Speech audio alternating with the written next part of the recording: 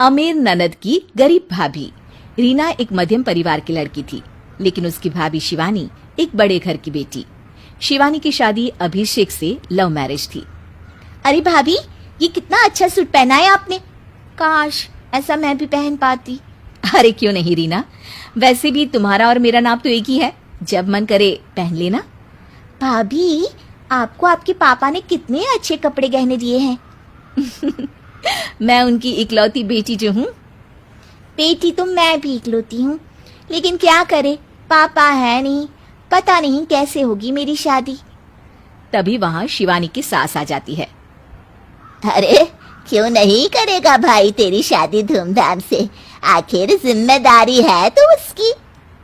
और वो दिन भी आ जाता है जब रीना की शादी तय हो जाती है। अभिषेक, क्या हुआ? आप इतने परेशान तो कभी नहीं दिखे। कोई बात है तो बताइए मुझे। अरे शिवानी, वैसे तो शादी का सारा इंतजाम हो गया है, लेकिन गहनों का रेट तो आसमान छू रहा है। कैसे क्या करूं, कुछ समझ में ही नहीं आ रहा। थोड़ी देर में शिवानी अपने पूरे गहने अभिषेक के सामने रख देती है। ये लीजिए, गहनों का इंतजाम भी हो गया। अरे नहीं नहीं शिवानी, मैं ये गहने किसी हालत में भी नहीं ले सकता। ये तुम्हारे पिता ने तुम्हें दिया था, और तुम हो कि। तभी वहाँ सास आ जाती है।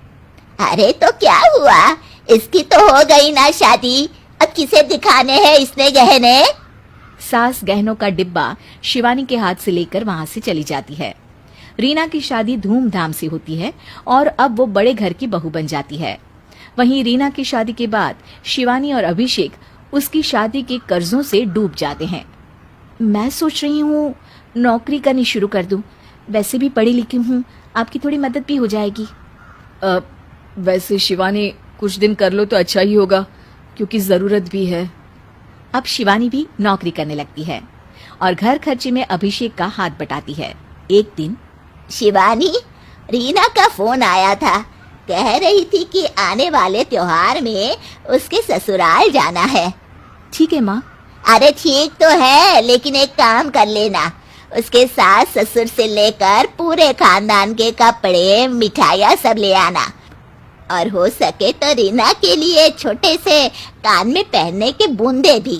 और क्या है ना, शादी में उसे सारी बड़ी बड़ी कान की ज्वेलरी दी थी, घर में पहनने के लिए तो उसके पास कुछ भी नहीं है। शिवानी सोच में पड़ जाती है कि वो क्या करे, क्योंकि कर्जों और घर के खर्चों के बाद तो पैसे बचते ही नहीं थे। शिवानी फिर अपने पिता को फोन करती है और उनसे पैसे मांगती है। देखो शिवानी, मैंने तुम्हें शादी के वक्त ही मना किया था कि ऐसे घर में शादी करनी ही नहीं चाहिए। अरे अभिषेक को शर्म आनी चाहिए जो ससुराल से पैसे मंगवा रहा है। शिवानी को पिता की बात पर गुस्सा आ जाता है। आप मेरे पिताजी हैं और मैं परेशान थी, इसलिए आपसे मदद की उम्मीद की। पापा, अभिषेक को तो पता भी नहीं है कि मैंने आपसे पैसे मांगे हैं। शिवानी सोचती है कि वो अभिषेक से बात करे, लेकिन फिर उसे लगता है कि वो टेंशन ले लेगा। तभी शिवानी की नजर हाथ के कंगन पर पड़ती है। सीधे बाजार जाती है और उसे बेचकर ननद के घर ले जाने का सारा सामान लेकर आती है और सास के सामने रख देती है। हाँ ठीक है, लेकिन फल थोड़े और अच्छी क्वालिटी के होने चाहिए थे। शिवानी कुछ नहीं कहती, वहां से चली जाती है। एक दिन शिवानी, रीना का फोन आया था, बहुत रो रही थी। क्यों माँ, क्या हुआ? सब ठीक तो है ना उसके ससुराल में?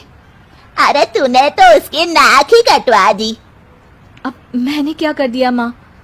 कह रही थी कि बड़े घर की बहू है भाभी, जो कपड़े दिए वो ब्रांडेड भी नहीं थे। तू तो जानती है ना उन लोगों का पहनावा कितना अच्छा है। तू तो मेरी बेटी का भला कभी सोचती नहीं। हाय भगवान, अरे बड़े घर की बहू है, इसी बात की जलन है ना तुझे, लेकिन याद रख, मेरी बेटी का सोचने के लिए भगवान है। तुम लोग कभी उसका बुरा नहीं कर पाओगे। अब शिवानी के मन में सवाल था कि क्या ईश्वर सिर्फ रीना के साथ है, उसके साथ नहीं? लेकिन उसे सुकून था कि वो अभिषेक के साथ उसकी जिम्मेदारियों को निभाने में बराबरी की हकदार है। शिवानी वहां से चली जाती है। वो सास से कुछ नहीं कहती, क्योंकि अमीर घर की बहू बनकर रीना को भले ही सुकून ना हो, लेकिन गरीब घर की बहू बनकर शिवानी खुश है, क्योंकि खुशी पैसों से नहीं परिस्थितियों पर निर्भर करती है।